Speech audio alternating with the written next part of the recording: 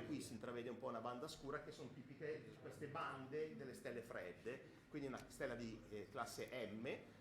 E Merak invece nel grande carro dell'Orsa Maggiore, una delle 7 stelle del grande carro, è classe A, come ci dimostrano le righe molto forti dell'idrogeno. Proseguiamo. Mira nella balena è la stella più fredda in assoluto che vi ho dato da classificare, ed è una stella di classe M, è una M7 addirittura, una delle più fredde in assoluto, siamo sui 3000 Kelvin più o meno, e qui si vedono proprio le bande scure. Questo è uno spettro bellissimo, estremamente ricco di strutture, è proprio tipico delle stelle fredde. Poi abbiamo Mirak in Andromeda, che è una M anche lei, una M0, quindi sempre una stella, l'ultima classe più fredda, ma un po' meno fredda di Mira, siamo sui 3700-3800 Kelvin. Mirak l'abbiamo appena fatta. Mirfak in Perseo è una stella difficile, perché questa è una classe F. Se qualcuno l'ha classificata, se ne avete cominciato dall'inizio e dal fondo, e quelle a metà non so se siete arrivati a farli, qualcuno è riuscito a fare questa. Ok, Mirfak è una stella, diciamo, con righe, le stelle, diciamo, di classe FG, quelle intermedie, hanno tante righe sottili, ma non hanno né le righe dell'idrogeno forti come quelle un po' più calde, né le bande molecolari o le righe dei metalli come il sodio molto forti come le stelle fredde. Sono un po' intermedie e non sono facilissime da classificare. Questa quindi è Mirfak. Mucefei è una classe M, come si vede dalla struttura molto ricca, le bande molecolari, e Mucefei è in assoluto la stella più grande fra tutte quelle visibili a occhio nudo. In tutto il cielo sono visibili a occhio nudo circa 7000 stelle, e questa è la supergigante rossa più grande di tutte, è grande 1500 volte il Sole, e quindi è una stella enorme, una supergigante rossa, la più grande in assoluto visibile a occhio nudo. Se ne conoscono una ventina in tutto, grandi circa come lei, anche se poi stabilire qual è la più grande esattamente è difficile, perché ci sono un po' di incertezze nei calcoli, e quindi appartiene alla categoria di queste supergiganti estreme.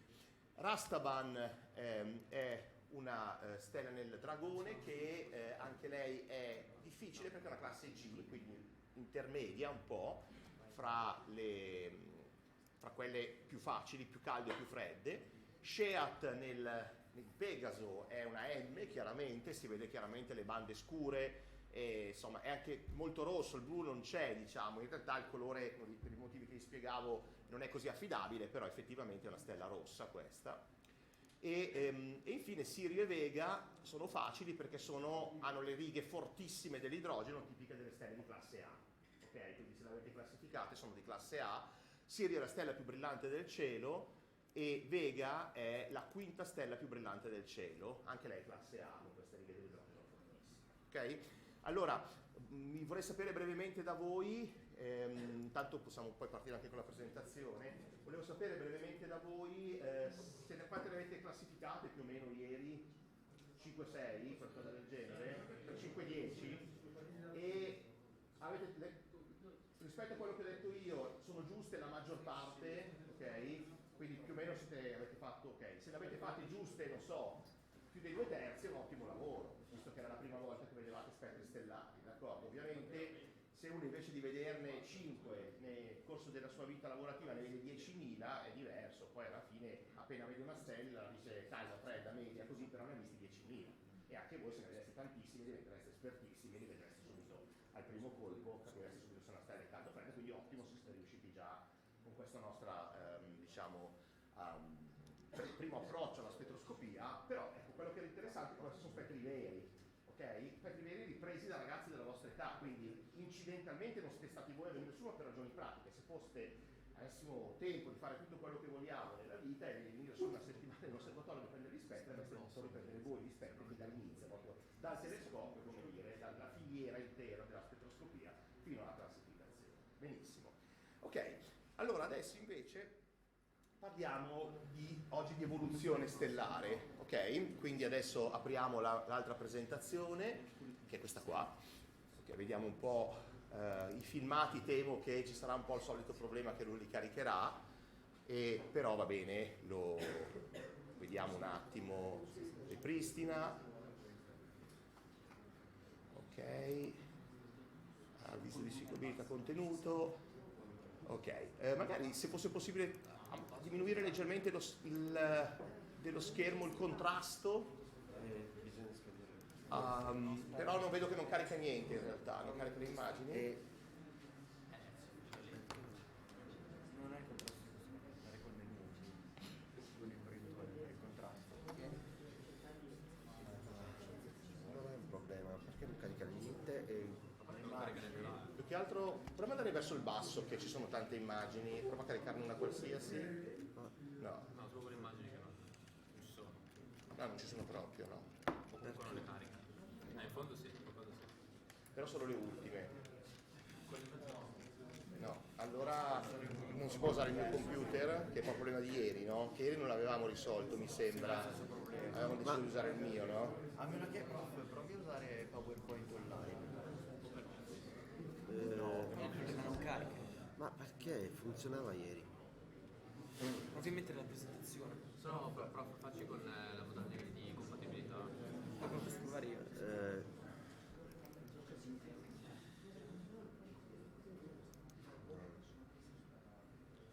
Non sai fare nulla, tanto ti viene tutto bianco. No, bisogna fare ripristino per forza. Vada su magari OpenOffice quello online e prova ad aprire il file. Magari il problema è il nostro. Sì, OpenOffice, il PowerPoint. Ok. Però aspetta, mi devi far sedere che devo mettere la password. Facciamo vedere. Il problema se usiamo due è come al solito che non va bene con lo string, giusto, no?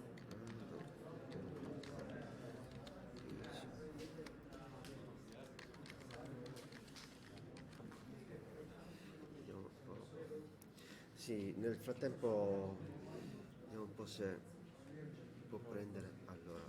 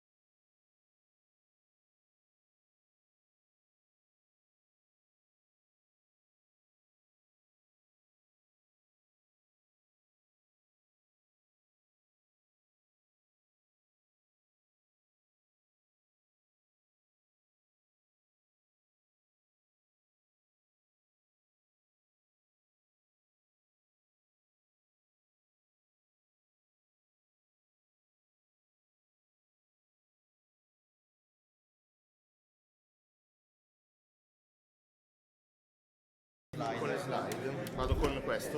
Con destra e sinistra. Ok, allora diciamo, oggi facciamo l'evoluzione stellare. Non so ripetermi tutte le cose che riguardano Diderot che abbiamo detto ieri, ok? Quindi che cos'è il progetto, così perché ne abbiamo già parlato ieri, cos'è la fondazione CRT e così via. E ora, nell'ipotesi che riesca ad andare avanti e senza che voi vi accorgiate, sto 2 minuti che sto schiacciando il pulsante ma non succede niente, questi sono effetti speciali mai visti, quindi vediamo, no, non direi che non ci sono problemi. Vediamo un attimo. No, Allora facciamo devo usare il mio. PowerPoint non riesci a leggerlo. E il computer di merda. Sì, va bene, vieni qua, vieni. Ma... Allora cosa facciamo? Stacchiamo e colleghiamo il risultato. Vabbè, perché immagino. Sono l'unica era PowerPoint online, ma non No, ma il problema è che io se vado avanti non va, cioè va a sovrapposto 2 immagini, cioè non può far vedere le immagini, deve far vedere le mischia. Quindi le immagini le ha sovrapposte. Scusi? Quindi le immagini le ha sovrapposte gli effetti. Sì, ha fatto un effetto, cioè ha preso 2 slide e le ha mescolate. Allora prendiamo il portatile, colleghiamo quel portatile e via.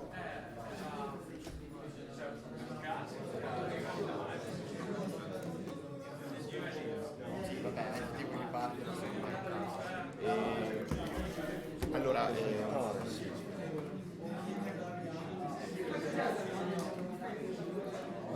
Baio, dove hai messo la ciabatta?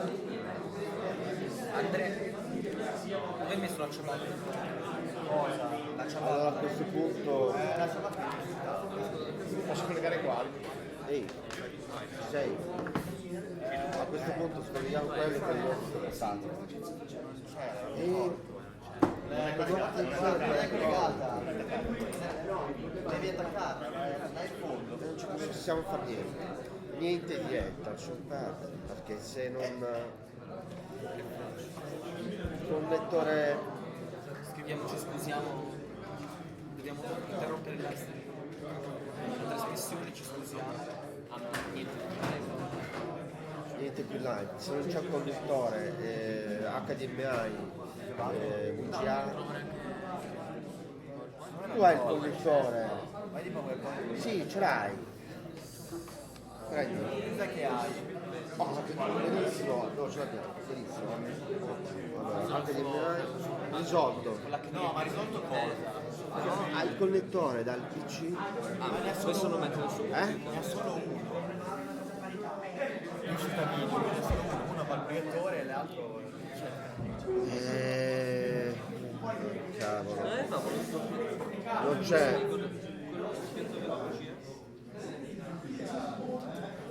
altro non possiamo fare. Ce l'abbiamo da HDMI.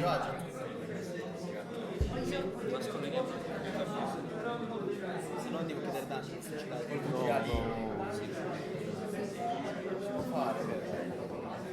Sì, facciamo così. Dal suo all'HDMI, No, dal suo VGA se ce l'ha. sì, Stacca questo monitor.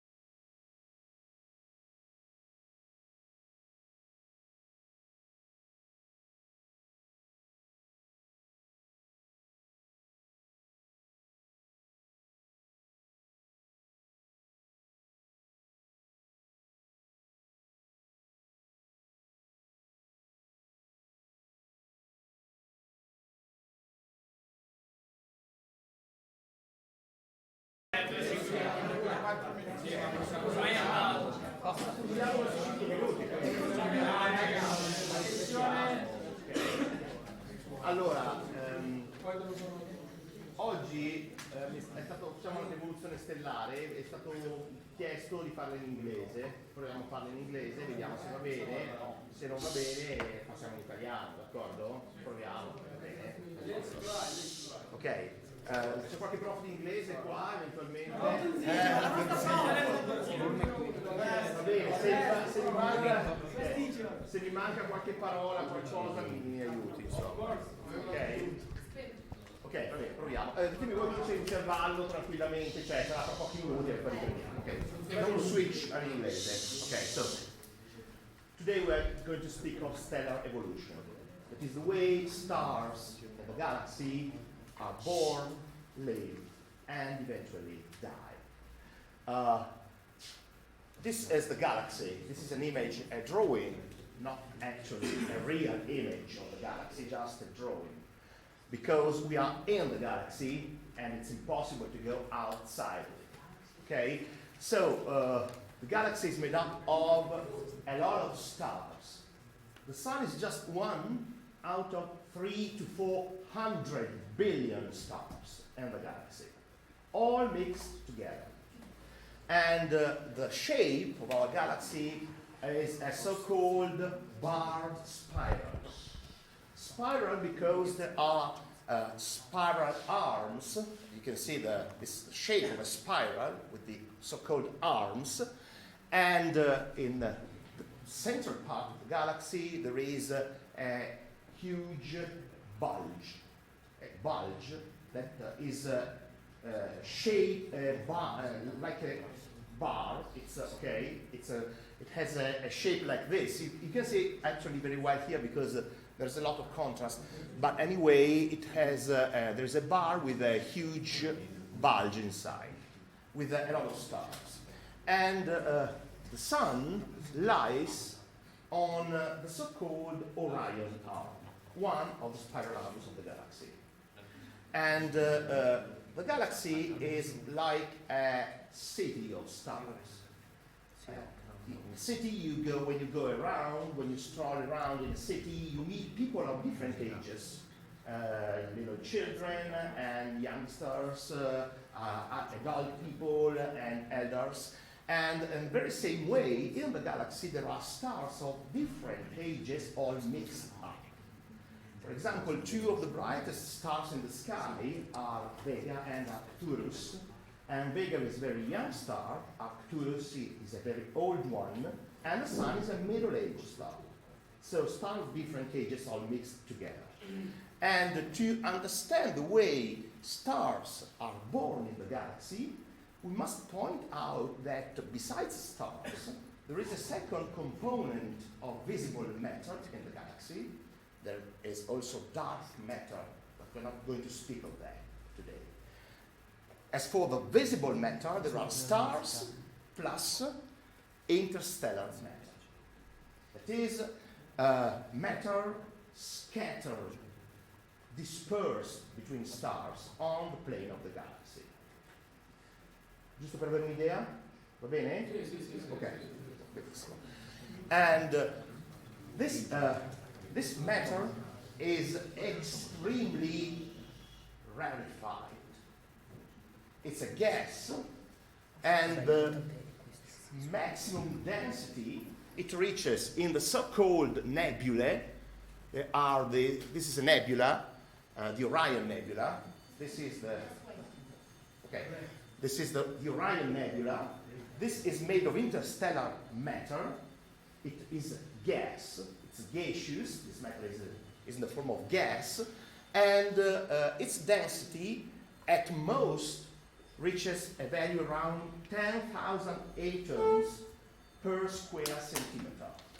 10,000 atoms. It's extremely thin, extremely rarefied, more than the laboratory vacuum on Earth. Okay? This density is something like 10 billions times less dense than the air we're breathing here right now. Okay? So it's extremely rarefied gas, and it makes up huge structures like this nebula. How big is it? It's diameter is around 25 light years. Extremely. 25 light years means. Okay, so the solar system is, in comparison, is just a tiny dot in comparison to a nebula. But it's extremely larger than the solar system. Okay, if the solar system were on near one edge of the nebula, and if we sent our quickest probe to cross it, like the Voyager probes, the quickest ever built by man, it would take 500,000 years to cross the nebula for a probe. Okay? It's extremely big. And it's made of gas and mainly hydrogen. Hydrogen is the main component of nebula and stars and the whole of visible matter in the universe. Okay. Yeah, right now. Have a break. Thank you.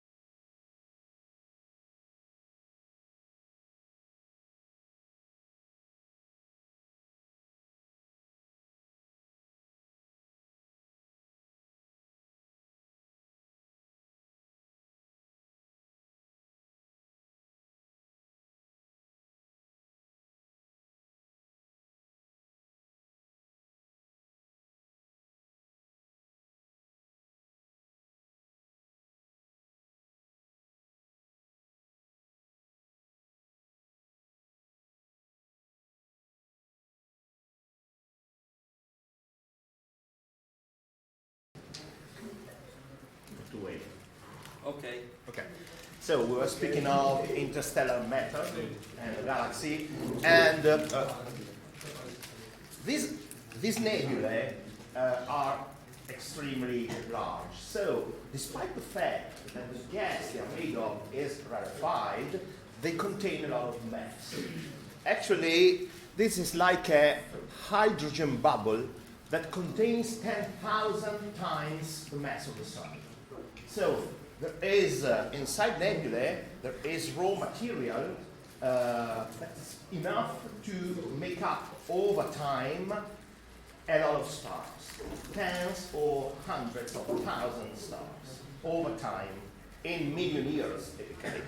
And besides gas, there is also a second component of interstellar matter, and this component is made of very tiny solid granules that are called interstellar dust. Okay, and here we see a nebula made of dust, and it appears dark, backlit against the background of a bright gas-made nebula. And why does it look dark?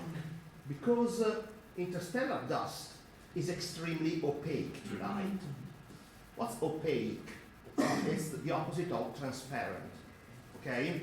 So the glass and the window is transparent, it lets light pass through, whereas the wall is opaque. It absorbs light quite efficiently. And this is like a wall of dust in space. And it looks dark for that reason. Anyway, overall we can say that the gaseous component is preeminent, is much more abundant in nebulae as compared to the dust component. So, to understand the way stars spring to life into nebulae, we have to recall the main laws of gases. I don't know if you studied them at school. Anyway, if you didn't, I will explain them shortly. We have to be familiar with the way gas behaves. And the first point that is quite obvious is that gaseous matter has no volume and no shape of its own. Okay? It assumes the volume and the shape of the container you put it in. And if you, for example, consider here, in this image, a dirigible or a balloon, okay, you have that gas assumes the shape and volume of the dirigible or the balloon, and if you make a hole in it, the balloon blasts. That is, the gas, unless it's obliged by a container to keep in a certain volume, expands quickly, because gas has got a pressure that makes it expand if it's not contained by something. And actually in space, nebulae are huge amounts of gas. This is the Lagoon Nebula in the constellation of the Sagittarius, and it's 50 light years across. It contains 100 times the mass of the Sun, and of course there's no container that keeps it confined in space, but despite this fact, it does not expand and disperse in the galaxy like the gas in the balloon if you make a hole in it. And what's the reason? Why doesn't it disperse in the galaxy? Because there are forces that act on nebulae. And which forces? A few of them. The two main ones are the ones I'm going to show you right now. And the first one is an attractive force responsible for the fact that the gas does not disperse, and it's of course gravity. Gravity is an attractive force. In a nebula, you must imagine you have different parts of the nebula, and they attract themselves. And this is the reason why the nebula does not disperse. Actually, gravity is an attractive force, so if it were alone, over over time, the nebula would tend to contract because of gravity. And if that does not happen, it's because there is a second force, that is the pressure of gas. Actually, pressure is not a force, but if you let me call it this way, we can say that any gas has got a pressure that makes it expand over time, and this pressure, and this is a very key point, important point, is that pressure in a gas is directly proportional to temperature. Okay? So the hotter a gas, the stronger the pressure. A hot gas expands strongly, a cold one is on the other way, very weakly. Okay? So high temperature, strong pressure. In a nebula, in the case pressure is greater than gravity, in that case, the gas in a nebula expands. But if gravity is greater than pressure, the gas in a nebula begins to contract. And in the most favorable cases, we have the onset of the so-called gravitational collapse. Okay? If gravity is very strong, is much greater than pressure, then the gravitational collapse sets in, begins. Okay? Actually, it does not involve the whole of a nebula, but just tiny portions inside of the nebula. Typically, a few 2-3 light years across or so. Okay? And we can see the results of this gravitational collapse, because if we look inside nebulae, we can see that there are these dark, small globules. They are thought to be regions where the collapse set in perhaps no more than 100,000 years ago. That's a very short time for stars. Okay? It has just begun. But what happens when the gravitational collapse goes on? If you compress a gas, it heats up, temperature rises. I guess you experience that any time you use the bicycle pump, okay? And you know how it works. You have a cylinder, and you hold it with one hand, and with the other one you compress air inside by a piston. And as you do that, you can feel that the cylinder gets hotter. If you didn't realize that, okay, if you didn't notice that, for sure you noticed that as you go on compressing gas with a piston, it gets harder and harder, it becomes harder to do it. Why? Because as you compress air, temperature rises, and accordingly pressure rises. And so it becomes more and more difficult to compress air the more you go on in doing that. Okay? In this case, on a much larger scale, of course, something similar happens because gravity, oh sorry, I didn't translate this one. Gravity compresses gas, pressure rises, temperature rises, and at sometimes an equilibrium is established between the two forces that is called the hydrostatic equilibrium. Okay? Equilibrium between the two forces. And once we get that, we have gravity has formed a very hot and dense gaseous object that is called a protostar. Okay? What kind of an embryo of a star to be.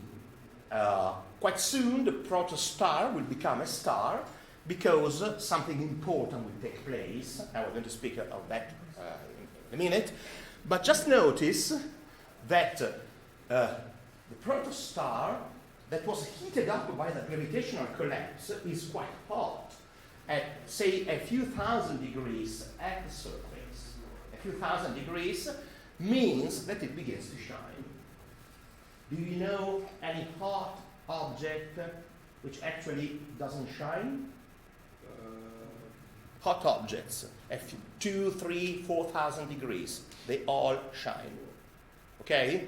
Because they emit energy to space. This is according to the laws of thermodynamics. Okay? Energy radiates, goes from a hot to colder bodies, and the hot bodies in space tries to reach thermodynamical equilibrium with space, losing energy to space, that is shining. Okay? Shining is just emitting energy into space. And all hot objects do that, and this is the case of the protostar too. And finally, there is a final step that transforms a protostar into a real star. And what's that? At high enough temperature and density, a new process sets in. That is the nuclear fusion of hydrogen into helium. When this process ignites, a protostar becomes a real star. And what's the nuclear fusion? Actually, the gas a star is made of is mainly hydrogen. And do you know how a nitrogen atom is? Okay, what it's made like? We have a proton and an electron. Okay, at high temperatures, atoms are ionized. Okay, means that electrons are ripped off nuclei, and so we have protons that at very high temperatures begin to fuse. Fusion sets in, and 4 protons are transformed into a helium nucleus that is made up of 2 protons and 2 neutrons. During the process, 2 protons are turned into neutrons, emitting other particles like neutrinos and positrons and so on. It's that process, the turning of protons into neutrons is possible at very high temperatures. Okay, and that happens in those conditions. And this process releases a lot of energy. Okay, and from this moment on, we will speak of a star, no more a protostar. A new star is born, and we can distinguish 2 different regions into the star.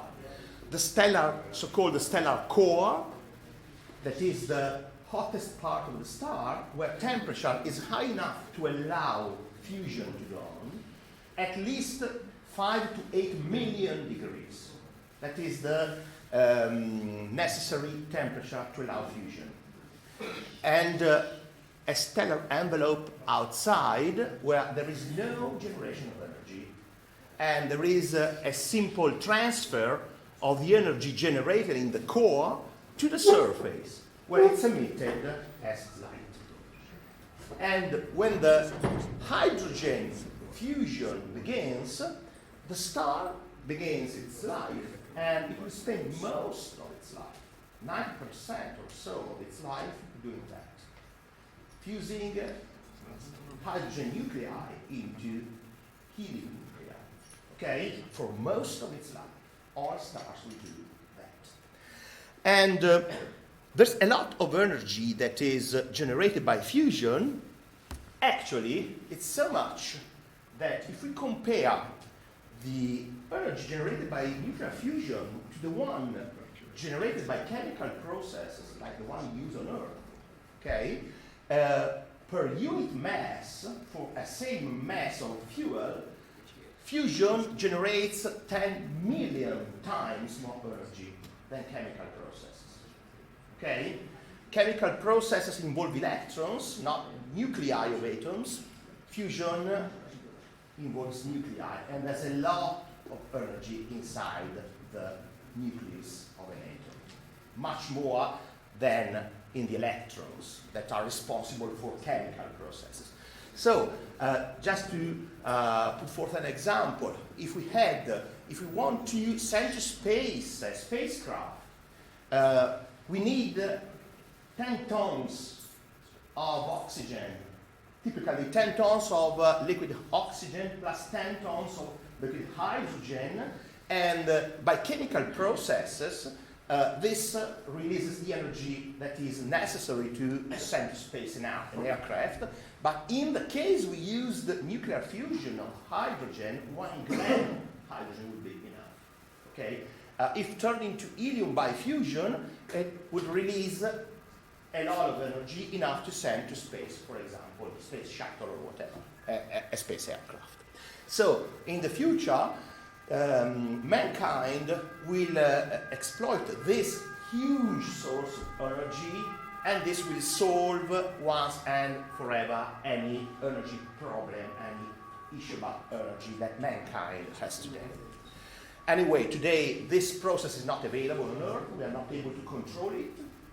And so there are several places where studies are being performed about the possibility of exploiting this process on Earth to solve any energy problem of mankind in the future. Anyway, let's go back to stars. We must... Excuse me. Yeah. Can I ask you a question? Yeah. When we talk about stellar core, can we use the word nucleus too, or it's wrong? Actually, it's not used. I don't know why. Okay. It's always called core. Core. In Okay. italiano si dice nucleo, eh? Yeah. Certo. But in English, core. Okay. That's Okay. One thing we notice is that stars form in groups. Not one at a time, but a few hundreds all together. And we know that because young stars are all in groups of a few hundreds. They're never alone, more or less like you do. When we are young, we are always with our friends, we go around with our friends, are at school all together. But when we grow up and become adults, then we get more lonely, we lose bonds with people we knew when we were young, and so stars more or less do the same. They are all formed together in a nebula, a few hundreds up to thousands, and over time, these clusters, massive of stars, over time, stars scatter around the galaxy, and they lose contact with the ones they were born with. And now that we shortly saw how stars are formed, we can see that we can point out the differences between stars, because stars are different in, for example, luminosity and color. You know everything about color. We spoke of that yesterday. Anyway, as for luminosity, we haven't said anything yet. So we must say something about different luminosities of stars and recall shortly something about the different colors. Okay? So to speak about the diversity of stars in the galaxy. As for luminosity, we can see, for example, this image that shows the summer triangle. The summer triangle is made of 3 stars. The first one is Vega, and this is the 5th brightest star in the sky. And the second one is Altair, qui in inglese direbbe Altair, o qualcosa del genere, ma io non ce la faccio. Questo è pronuncio come pronuncio in italiano, ok? And the third one is Deneb. So, if I ask you which one is the brightest, which one? Okay. Vega, I would say. Good. Yeah. Now I ask you, in your opinion, is Vega really brighter than Altair and Deneb, or is it apparently brighter? Apparently brighter. It could be fainter, and look brighter if it were closer to us. Okay? And actually, these are the distances to these stars. Altair is 17 light years away from the solar system, and Vega 25 light years, and Deneb no less than 2600 light years. So, which is really the brightest? For sure, Deneb. Okay? And the luminosities are Altair 11 times brighter than the Sun, Vega 40 times, and Deneb more or less 200,000 times brighter than the Sun, one of the brightest known stars in the galaxy.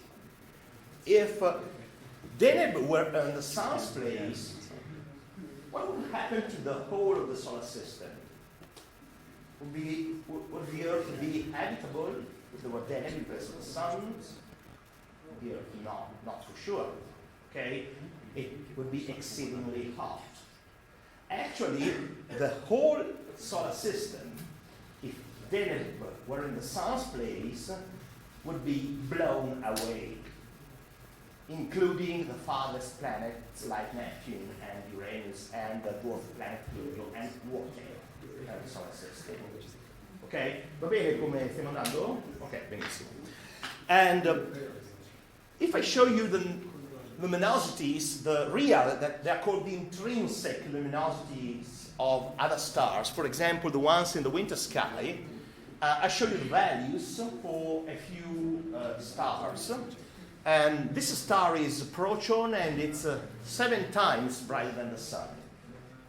Sirius is 25 times brighter than the sun, and these 2 stars are the Gemini, the twins, and they are Pollux and Castor, after Greek mythology, and they are respectively 43 and 65 times brighter than the sun, and the star Capella, that means in Latin the little goat, la capretta, after a Greek myth again, and it's 185 times brighter than the sun, and Aldebaran in the constellation of Taurus, the bull, is 440 times brighter than the sun, but the most magnificent stars in the winter sky are the stars in the constellation of Orion.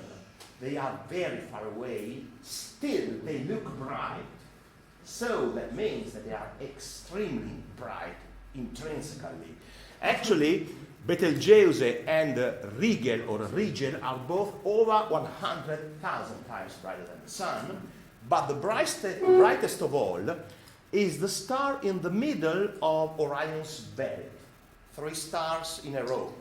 And actually, this star is called Alnilam, and it's more than 500,000 times brighter than the sun. Okay, one of the brightest ones known. And actually, if we look at these numbers, what do we surmise, deduce about the sun? The sun, what does the sun look like? Does it look like a bright or an extremely faint star as compared to those? Quite faint. Actually, I want to ask you this. Looking at the naked eye visible stars in the sky, the ones you can see with the naked eye, not through a telescope, okay?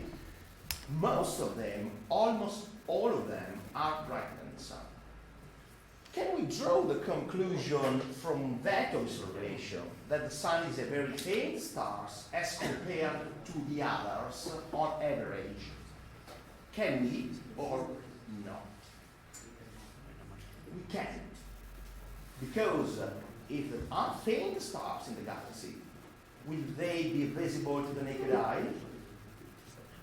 Okay, faint stars in the galaxy, they are not visible to the naked eye. Okay, so when we look at the sky with the naked eye, we select, we don't realize it, but we actually select high luminosity stars, the only ones that are visible to the naked eye. Ok? Non so se avete capito. Quando guardiamo il cielo a occhio nudo, vediamo solo le stelle brillanti. Quelle deboli a occhio nudo si vedono? No. Quindi se ci sono stelle deboli del Sole non si vedono a occhio nudo. Ok? E quindi il Sole in realtà, qui sembra una stella debolissima, ma non lo è, perché quelle più deboli non si vedono. Ok? E ce ne sono 15 più deboli per ognuna più brillante nella galassia. Ok? In the galaxy there are much more stars that are fainter than the sun than bright. Okay? For any star that is brighter than the sun, there are about 15 fainter, but they are not visible to the naked eye. So the luminosity of the sun is really above the average of stars. Most stars are fainter than the sun, but we don't see them with the naked eye. So, in the end, we learned about luminosities of stars. We also learned about the different colors yesterday, different colors, different surface temperatures of stars. So hot ones that are blue, cold ones that are red, and yellow ones that are in the middle. And once we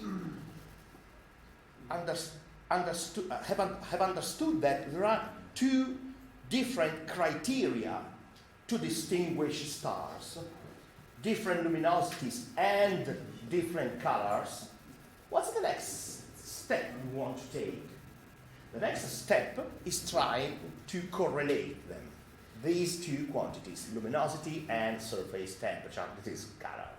Trying to find out if there is any correlation between these two stellar features. What does it mean?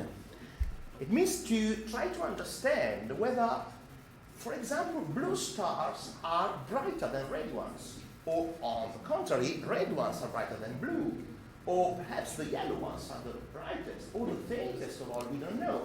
Try to find out correlations between luminosity and color.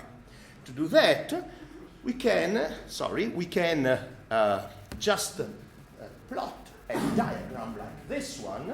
This is a diagram. Its name is the HR diagram. HR after the names of the two people who devised it over a century ago. Their names were Hertzsprung with an H and Russell. And simply we draw an x-axis and here we put the surface temperature of stars. It increases to the left, okay? Differently from what usually does the x coordinate in a diagram, okay? It's the opposite by convention, okay?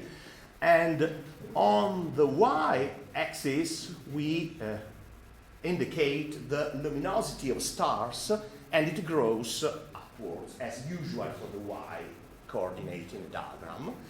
And we put a dot for any star inside, and let's see a few examples. What's the dot that represents the sun into this diagram?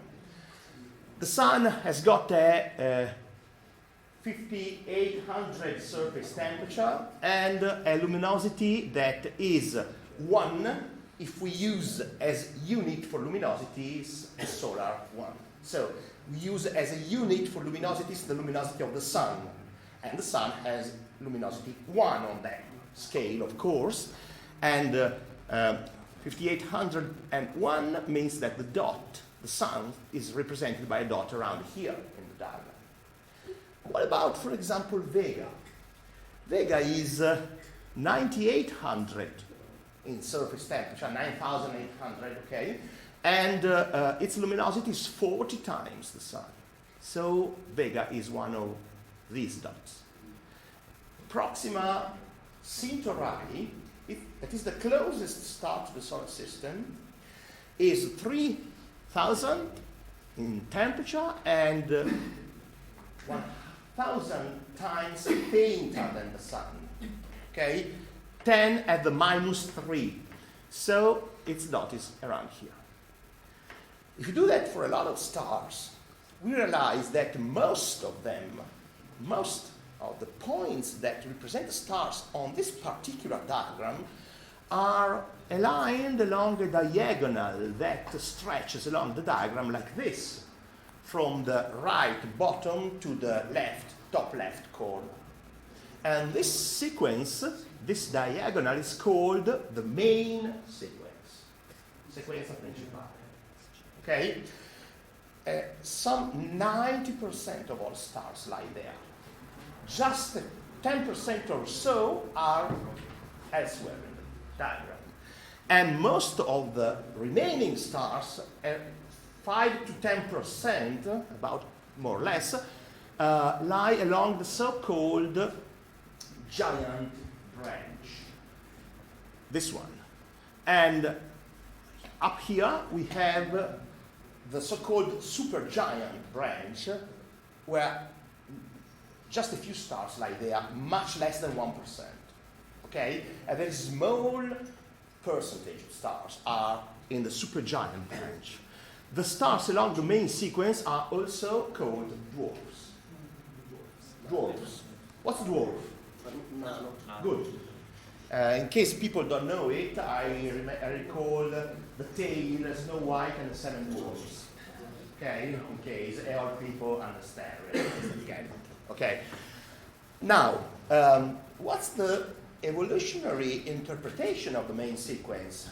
Scientists have understood that dwarf stars, stars on the main sequence, are the one in the hydrogen to helium fusion stage that lasts most of a star's life.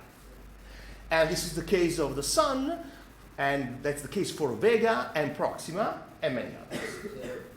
So the next step, the next thing I want to point out is this one. So if Vega and the Sun and Proxima are all doing the same process inside, they are all shining out of the production of energy from hydrogen to helium fusion in their core. That's the same process. Why are they different? Why are they different? Vega is hotter and brighter, and Proxima is colder and fainter. They're doing the same. What's the difference? The difference is their mass. The more massive a star, the hotter and brighter. The less massive, the fainter and colder. And here we have masses of stars up to the upper limit of masses is around 200 to 300 solar masses. Okay, the most massive of all stars are around 200 to 300 times more massive than the Sun, but it's a really extremely small proportion of stars. Much less than 1% are so massive. 0.0000 something percent. And most of stars are low mass ones. And the lowest masses are around 1/10 of solar mass. To be more precise, 0.08% of solar mass. For masses lower than this, stars do not form. Because if the mass is too low, the gravitational collapse that sets in at the beginning of the life of a star is not strong enough. Lower mass means lower gravity, and so the collapse is not strong.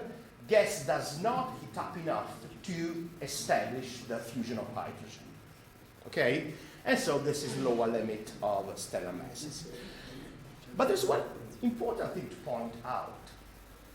Although all stars live most of their lifespan doing the fusion of hydrogen on the main sequence, the actual duration of their life is different from star to star. And which are the most long-living, which are the most short-living? The more massive is a star, the shorter is its lifespan. Okay? Low-mass stars are much longer living than high-mass ones. Why? Because high-mass stars shine too much. For example, take a look at this one. This is a star that is 20 times more massive than the Sun. 20 times more massive means that it contains 20 times more hydrogen inside to fuse into helium. So we could think in the first moment that it could last more. It has got more fuel for the fusion to go on over its lifetime. But it would last more only if the fusion rate were the same. But the fusion rate into a massive star is extremely quicker, extremely higher than the Sun. Why? Because, look here, it's 10,000 times brighter than the Sun. So if it's 10 times brighter than the sun. It means that the fusion of hydrogen into helium goes on at a rate that is 10 times quicker, 10,000 times quicker than the sun.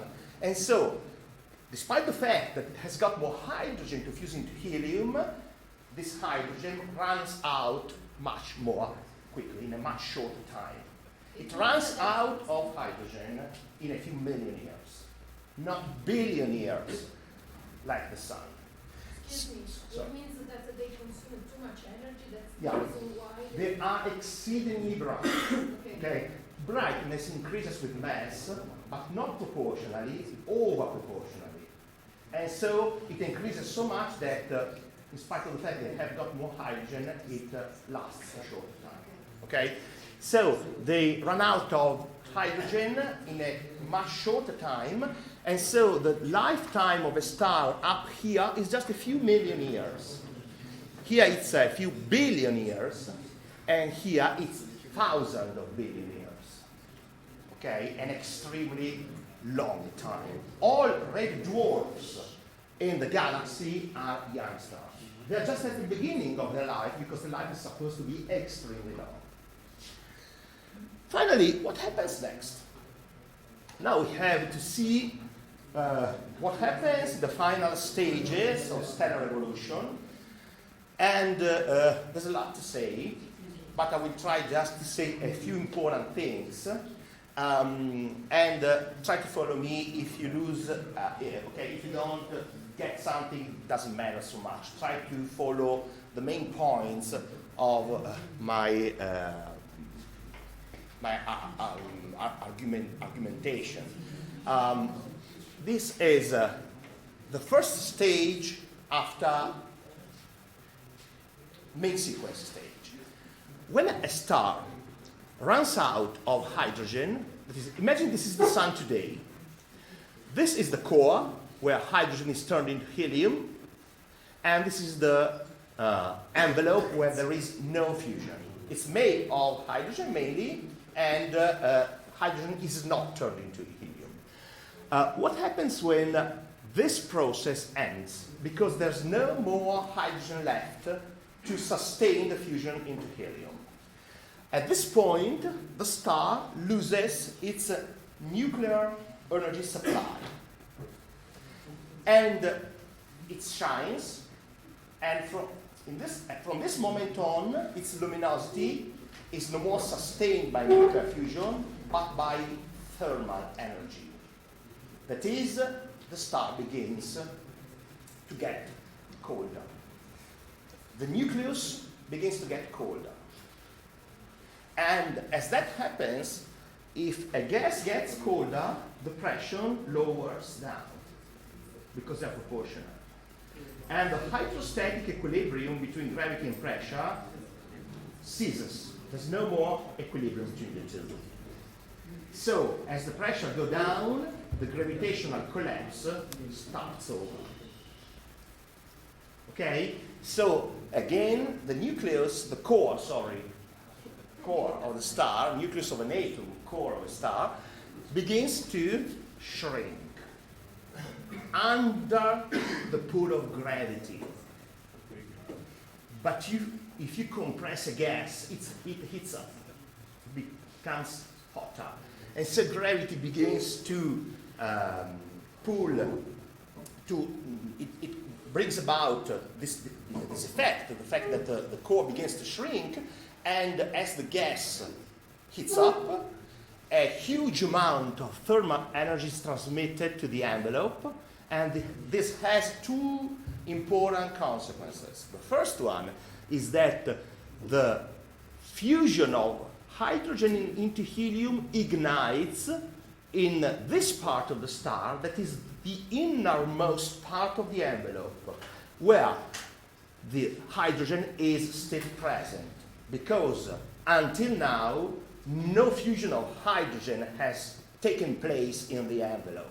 There is hydrogen left, and the ignition of hydrogen fusion takes place in the innermost part of the envelope. This produces a huge amount of energy, and we have two energy sources. the collapse of the nucleus that heats it up because of gravity, plus the nuclear energy produced by into this shell outside of the stellar core. Okay? So the final result is that this huge amount of energy is transmitted to the outermost part of the envelope that inflates, puffs up. Okay? The star's radius increases by a factor of how much? The two images are not drawn to scale. They are not to scale. Actually, the radius increases by a factor 100. The star is turned into a giant star. A red one, because the surface of the star gets much farther from the innermost part, and so cools down and becomes red. A red giant is born. Actually, this is the path on the diagram. Stars in the middle of the main sequence become red giants. Stars that are quite bright here on the main sequence become supergiants. And low mass stars become nothing. They don't become giants. They don't become supergiants. Neither the one or the other. But their life, anyway, is much longer. After the main sequence stage, they die directly, but they live much more than more massive stars. So we can see what's the size of giants and supergiants. And this is a movie that, starting from the Earth, compares the size of different bodies. Earth, Jupiter, and next one is a so-called brown dwarf. This is a body that is intermediate between planets and stars. More than a planet, but less than a star, and this is a real star, Proxima Centauri. A red dwarf. Most stars are made like that, and this is the Sun. Okay? The Sun looks quite big in comparison to those bodies, but not if we compare it to Sirius, that is a bigger dwarf. Okay? It's a dwarf star, the Sun, both the Sun and Sirius. Now we see the giants. The two giants that are closest to the solar system, data via l'immagine. È successo qualcosa? Ok, good. The two stars that are closest to the solar, two giant stars that are closest to the solar system are Pollux, 34 light years away, and Arcturus, that is 37 light years away. Let's take a look at them. This is Pollux, 10 times the Sun's radius, and Arcturus, that is 25. Arcturus is the biggest and most luminous star within 50 light years from the solar system. Okay? But this is the Sun in comparison. But there are also supergiants. And so take a look at blue supergiants like Rigel, or Rigel, or Rigel, direbbe in inglese, that is 80 times the Sun, then 200 times the Sun, and this is the Pistol Star, 400 times the Sun, and then the largest of all stars, red supergiants. Antares, third biggest star visible to the naked eye. The second one is Betelgeuse, and 1,000 times the size of the Sun. And the biggest star visible to the naked eye is Mu Cephei. I spoke of that earlier, but they chose another one that is not visible to the naked eye, and it's Vui Canis Majoris. Okay, this is just to say a star like this. If it were placed in the Sun's place, the surface would extend to the orbit of Jupiter. And in the case of this one, to the orbit of Saturn. If one of those stars were in the Sun's place, the Earth would be inside the star, near its core. Okay? And this is an image of Betelgeuse. That's an extremely big star. and I said 1,000 times bigger than the sun, it's in the process of exploding as a supernova in the near future. What does it mean? In the near future means about, scientists think, 100,000 years from now, not tomorrow. Okay, 100,000 years for a star is just like 1 day or 2 for us.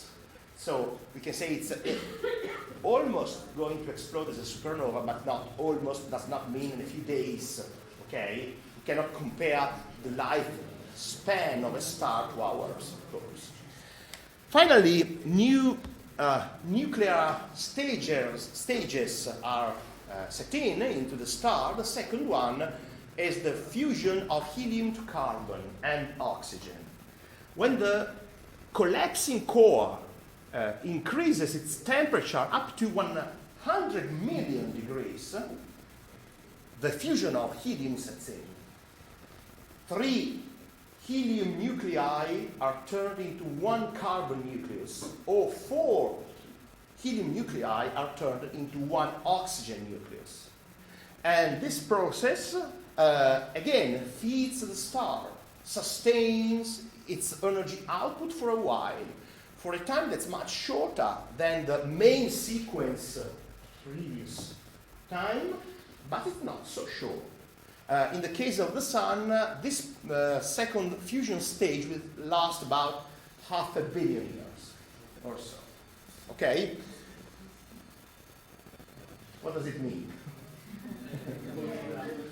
Cosa facciamo? Ho ancora un attimo per andare avanti. Siamo qua.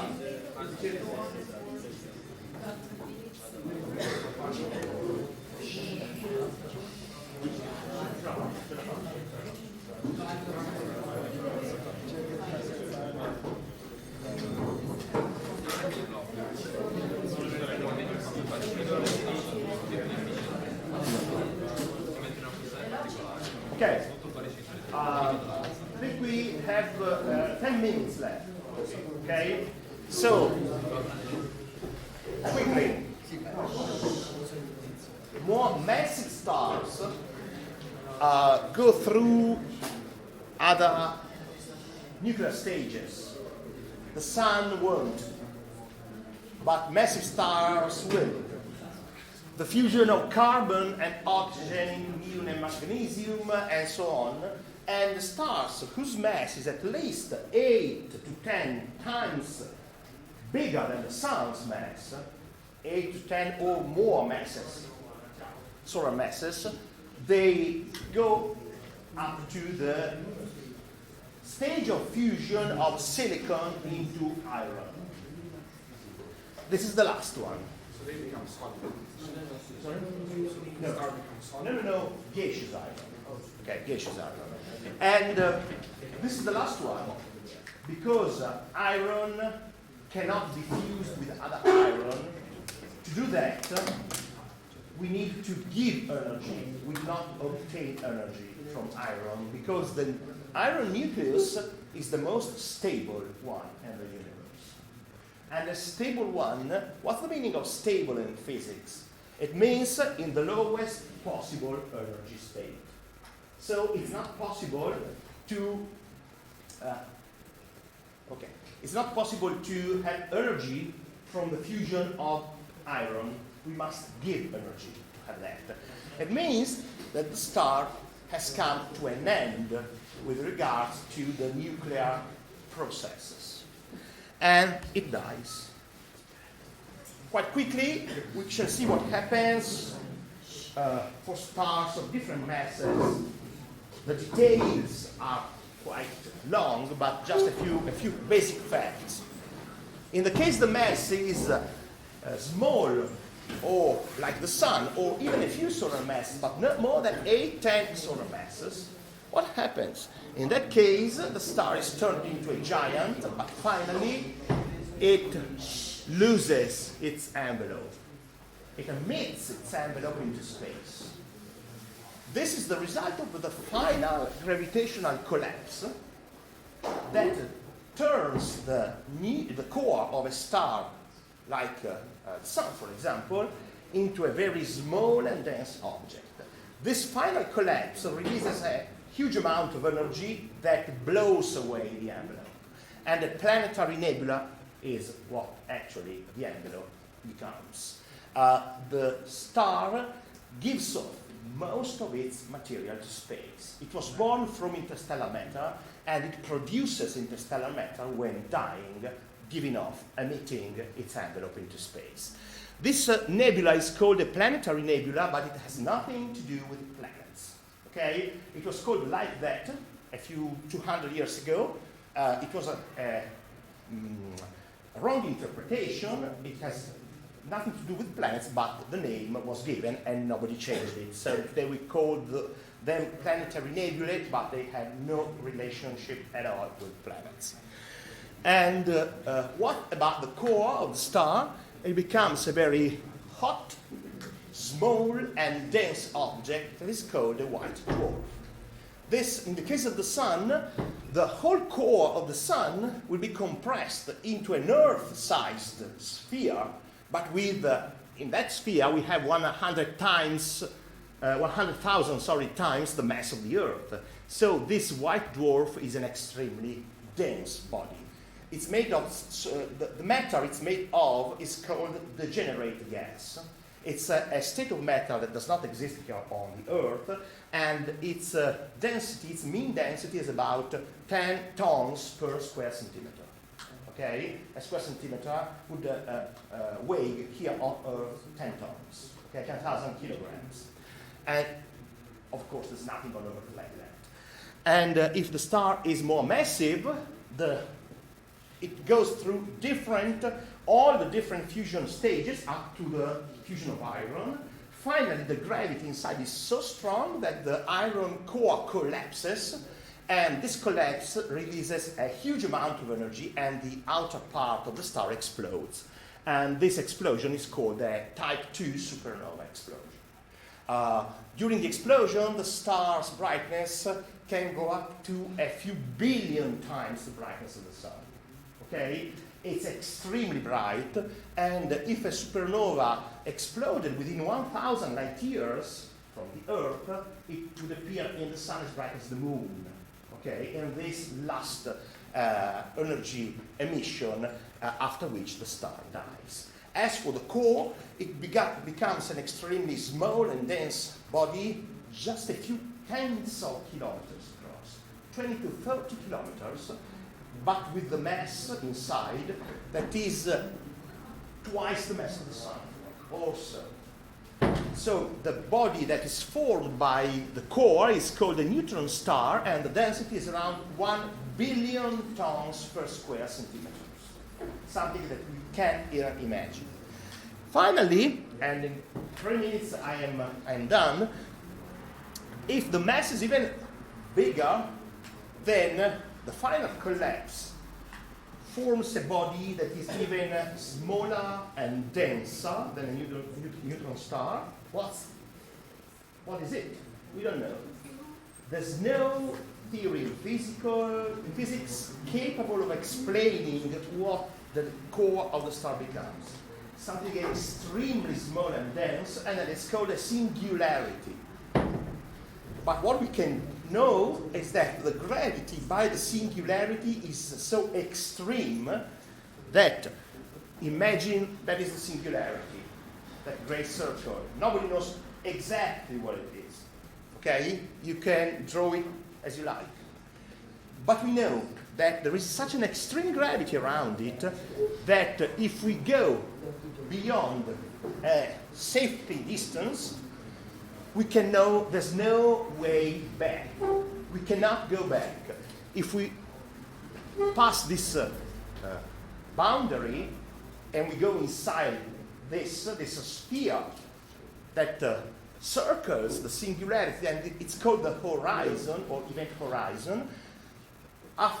If you go, you pass the horizon, there's no way back. So anything that is beyond the horizon is not visible to a far away observator, not even light, because everything, light, including light, necessarily falls on the singularity. So what's beyond the horizon is not visible. We cannot know exactly what there is because nothing can be emitted from there. So a singularity plus its horizon covered by a horizon around it is what we call a black hole. Because what's beyond the horizon is extremely black. No light can be emitted, nothing at all. If you want to know what's inside a black hole, you have just to jump in. Okay? And if you do, anyway, we don't know. We cannot know what's inside because if we try to send information, a message, the message falls on the singularity. And so if one of you decided to go inside a black hole, and we wanted to know what's inside the black hole, we have all to dive inside. Okay? There's no possibility to know anything outside. Actually, this is, there are a lot of details. Actually, there's also time distortion and space distortion near the horizons. There's a lot to say, but we have got no time now to do that. So anyway, this is the basic idea about a black hole. Just to come to an end, there's one last important thing I want to tell you, and that's this one, about the cosmic genesis of the elements. After the Big Bang, the only chemical elements that were formed were hydrogen and helium, and nothing else. All the other ones, like carbon, oxygen, iron, and all the elements heavier than iron were formed by stars. Elements heavier than iron are formed in massive stars towards the end of their lives, thanks to nuclear chains that are secondary, and I did not speak of those, but anyway, they are present, and heavier elements than iron are formed, and during explosions of supernovae, because in that case there's a huge energy amount available, and this energy, among other facts, is used to fuse heavy elements from iron. Which are these heavy elements? Can you tell me the name of a heavy element heavier than iron that you have got an object made of that element right now here? Lead. Sorry? Lead. Okay, but have you got here an object made of no? So, other ones? Titanium. Sorry? Titanium. Okay. Also, one that I think, okay, actually, probably girls are more fond of this kind. Gold. Gold. All gold on Earth comes from supernovae. The gold of the golden ring is a supernova remnant. Okay, it comes from a supernova that irradiated the nebula the sun was born from a lot of time ago. But not just that. Not just that. We are made of stellar stuff almost entirely. Okay, consider that the human body is made mainly of water. Okay, which are the elements that make up water? Oxygen and hydrogen. 2 hydrogen atoms for one oxygen, okay? And oxygen is much more massive than hydrogen, so in mass, water is mainly oxygen, not hydrogen, in mass. So, in the end, we can say that more than half of the mass of our body is made of oxygen, 30% of carbon and other elements. What does it mean? That means that over 90% of our body was formed into stars. We are stellar stuff emitted by stars at the end of their lives that in a later time formed the Earth, the Sun, the Earth, the solar system, and the human beings, and all living beings, and including us. So we are stellar stuff. We can say that we are, so sometimes people say we are star children. It's quite true. We are made of stellar stuff, almost completely. And we are, in a sense, stars that study stars. And that, so, just to end up my lecture, we can say that studying stars is studying our origin and ourselves. Ok? And that's, and I'm done. We're done. Ok? Bene, se lo avete seguito, sono molto contento perché normalmente le classi a cui propongo questa cosa verso metà mi dicono impietositi, per favore parla italiano, non ne possiamo più. Se l'avete seguito mi complimento con voi perché è raro che una classe